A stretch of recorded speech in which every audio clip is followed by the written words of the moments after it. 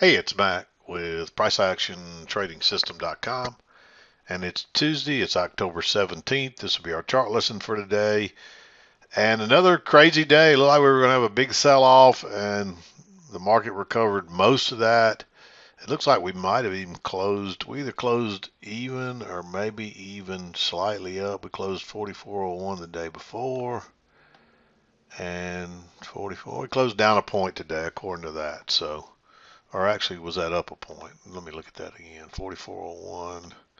Yeah, we closed down a point according to that. We'll see what it looks like on the 2000 tick chart, intraday chart. It should match that though. But yeah, just another kind of neutral day. It still looks like we're just kind of chopping sideways here. The market is still trying to make that new high on a retest here, but just can't muster up anything. It's mostly sells off and then they kind of come back some. So can't seem to sell it off either, but they can't seem to take it higher. So we're just going. I mean, you can see how flat everything's gotten here. The midline, that's the EMA. It's just gone straight flat. So we'll see what comes tomorrow. Probably more of the same would be my guess. We might keep inching up, trying to make that new high. I mean, the market could really do anything.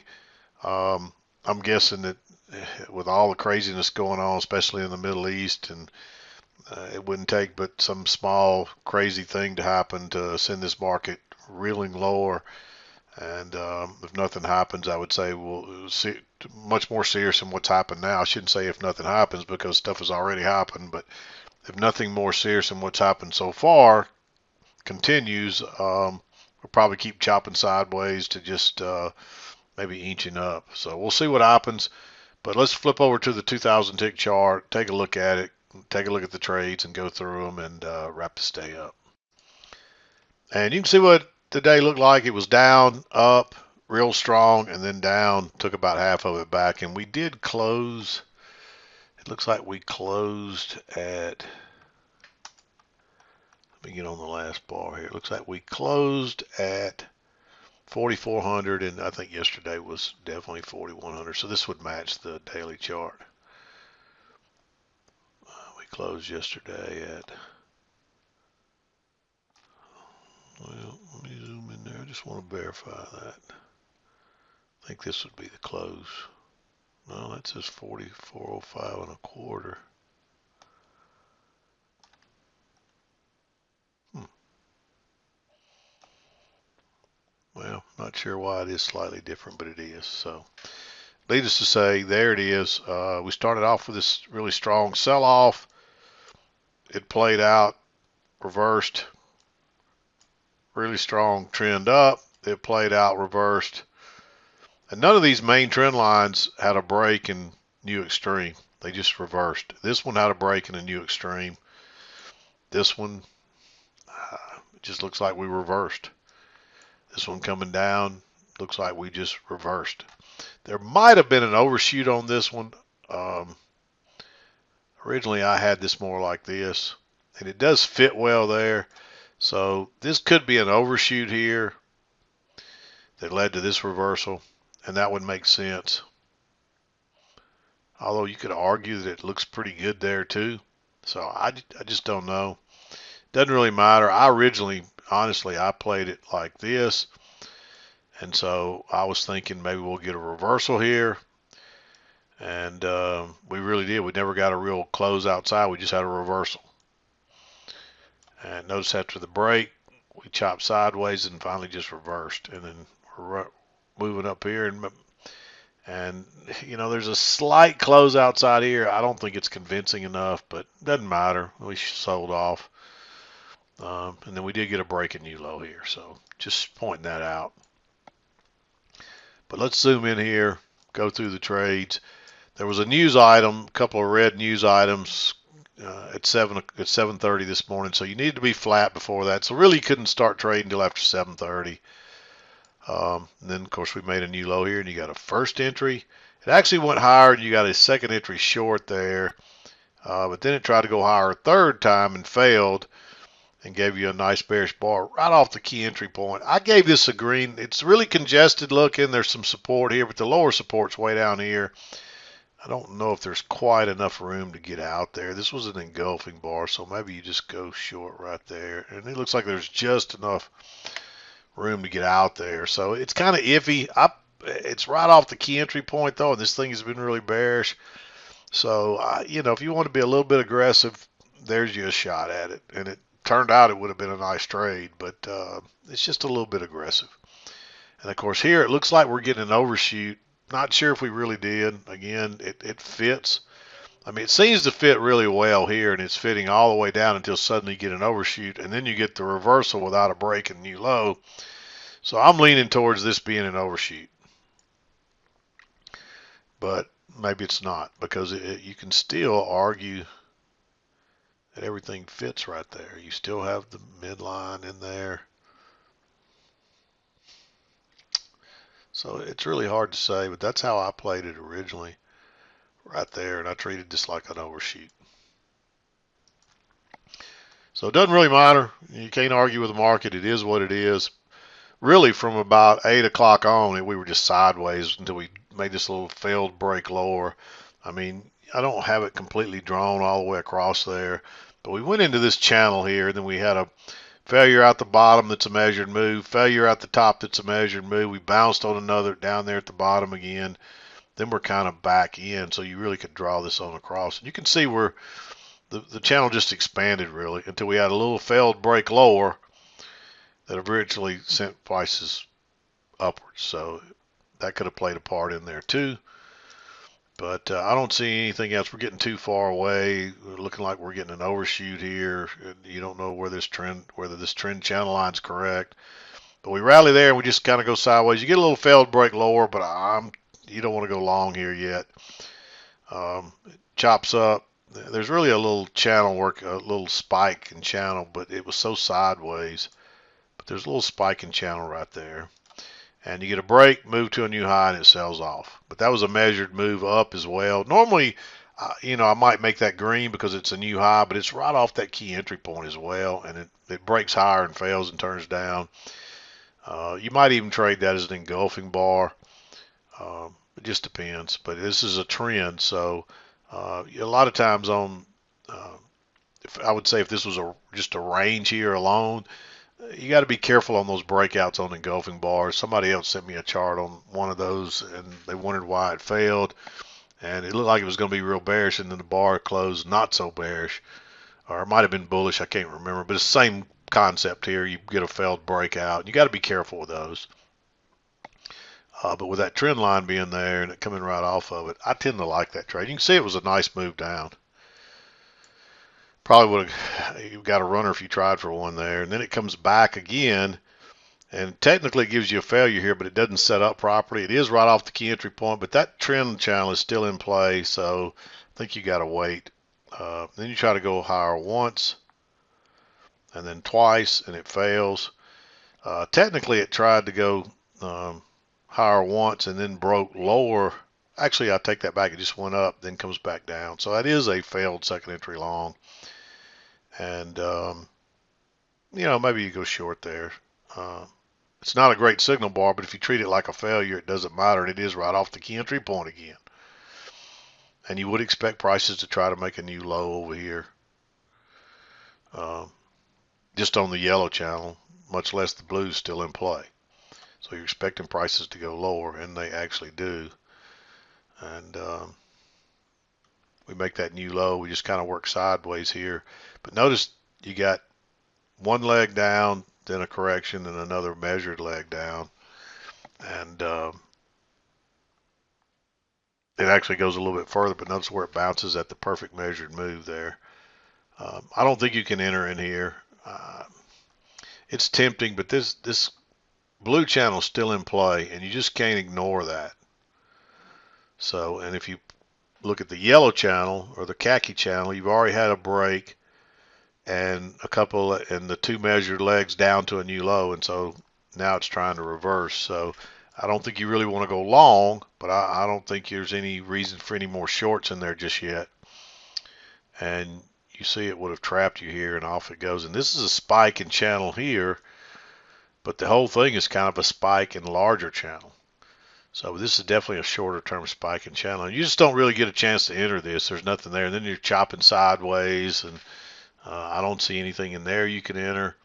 This did break lower and turn up, but here we're not off the trend line. We're just playing a breakout. So even though there might be room on the engulfing bar, there's definitely not room above that bar to go long. It ends up not mattering and takes off, but you still can't play it like that. But notice what happens. We drop down, we get a close outside, and you try to go lower 3 times, and you do make a new low, and you get a triple test with a nice signal bar there. Let me zoom in a little bit, and that bar is like 6 ticks, so you can get in that with the 8 tick rule, and boom, off it goes. There's a higher low here, but it's moved too far. You can't enter that. Then it turns back down here. There's actually 2 legs back. I didn't mark this because it's inside that trend channel line. It is right at the EMA, and it's been kind of bullish. So, I mean, there's some reasons to consider that, but I'd probably skip it. But it is a second entry. Actually, it's not a second entry because you went higher there. First entry, second entry, third entry. So that would be enough reason to skip that trade. I mean, it's already inside that channel, and I'm not crazy about it. And it's an inside bar, but it does make matching lows, so you can forget that it's an inside bar. But it is 2 doji looking bars, or bars with a small body. So if you got another side, you could easily get another sideways bar and find out you're stuck in congestion. It's just not a good place to enter, and you really don't want to go short yet here. It's just a first entry there, another first entry, and so you got your break and 2 legs down, and it bounces. Again, it's tempting right here, but it's right into the EMA. We haven't got back to the trend line yet. If you just had 1 bar down here bullish bouncing right off that trend line, I'd say take that trade. But the way it sets up there, it's definitely congestion. It's not at the trend line where you would expect to get it. It's just kind of like it's finding some support across there. So you got to skip that. And you don't really want to go short yet. We did get a triple test here, no setup. And then finally it comes back, and you do get a nice bullish bar right off the key entry point. Notice how it couldn't get back down there too. That's pretty interesting. It breaks lower and turns up. If it breaks higher there, if you got enough room, take that trade. I think there's exactly, I remember right, there's exactly 6 ticks, which is what you would need. And there it is, exactly 6 ticks. I marked it green, but it's real close to being red. It's just a, it's right off the key entry point. It's just, you're basically buying the support, and the support's a little higher because the trend line's there, and it's the more dominant pattern than this trend line. We do come back. You get a first entry, you come back again. So there's a second entry long right there, but notice this is a new swing low. It's lower than this last one, and you get a first entry, second entry. So it's a failed second entry short, a second entry long. It's right at the key entry point. If it breaks above there, it's probably going higher. And sure enough, it breaks above and it just takes off.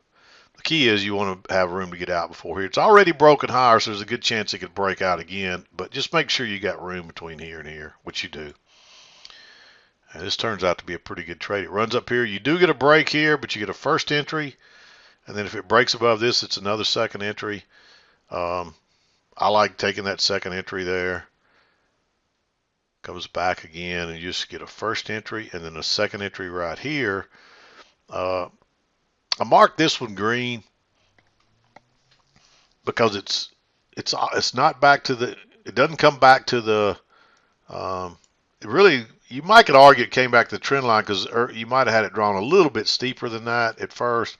I dropped it a little bit, so it did look like it was off that key entry point at first. Let me just show you. You could have easily drawn this like so to begin with. But you can see it ends up needing to be here, and that's accurate. At the time, it looked like that would probably be a higher low, right off, maybe right off a key entry point, and it is a second entry long. But just because it wasn't quite back to the EMA or this main trend line, I made it green. It's real close. If you saw it like this, then it's questionable, and you maybe probably make it green. But if you saw it like I originally drew it there, and you took that, you could argue for it to be blue. You really could. but off it goes. There's a higher low here or failed second entry short, but that's not a trade you want to take. It has to be off the EMA. You might look for a continuation pattern there if it came back and gave you a failed second entry off the EMA, but not way up here. It does come back here and give you a first entry, and then another first entry, and there's a second entry here. I didn't mark it. It just looks too congested, and you do have a break and new high already in place, so it ends up going higher, but it's just not a trade I think you want to risk. Then we come back, you get a break, and you come all the way back down, and you bounce right off the key entry point again, and that is a first entry and a second entry. So that's a second entry long. You do have your close outside of this channel and two swings to a new low. It does come off what looks like a key entry point right at the EMA. I like going long there. You may not could get in this trade. It kind of gaps over. I think it ticked around in there, so you might have been able to still get in it. I marked it, so if you could get in it, by all means, you take it. If you can't, you can't. Drop a limit over there and see if it comes back. If it comes back and gets you, great. If it doesn't, you missed it. Then you see the same thing again. First entry, and it turns back down, and then second entry long. It's kind of a repeat pattern. It does look a little bit congested. It looks a little congested. So you can see 1, 2, 3, 4 bars, and they're kind of getting wider each time. It's kind of a backwards congestion, but it's still congestion. But it's a second entry long off the key entry point. And it's a nice signal bar, so maybe you take it. It does turn back down. It comes down. You do get a close outside here now on this tighter channel. And you get a triple test right there and this actually broke. I think it broke higher, turned down, and then went back up, if I remember correctly. I would wait for this bar to close regardless. And it looks bullish enough to me, so you could go long one tick above that. And off it goes.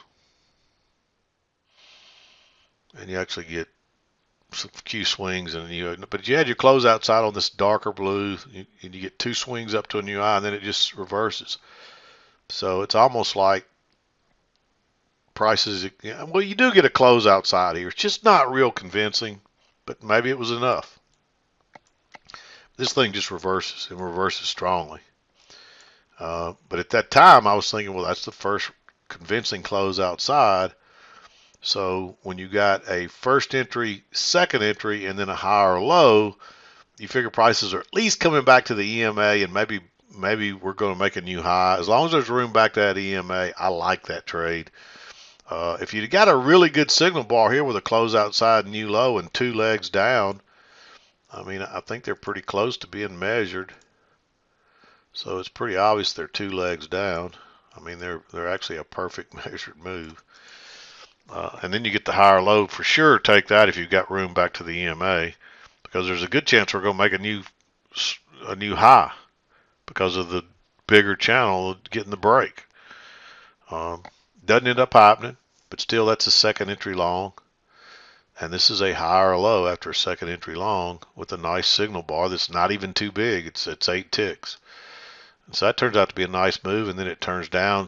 Draw your trend line there. Maybe it's there, maybe it's not. This turns out to be a spike and channel down, and it's pretty obvious there's a trend line running right down through there. This is not hard to find.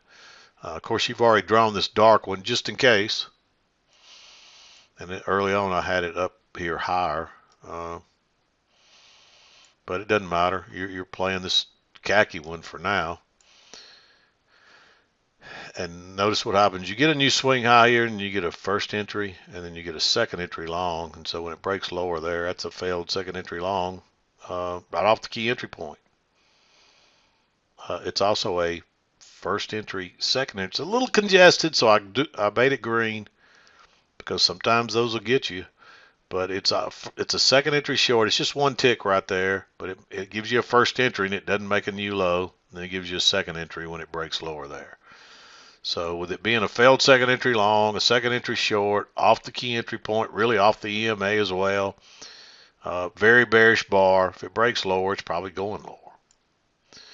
Then you make another new low here, and you get a first entry, and it turns back up, and when it breaks lower right there, another second entry. And again, it's right off the key entry point.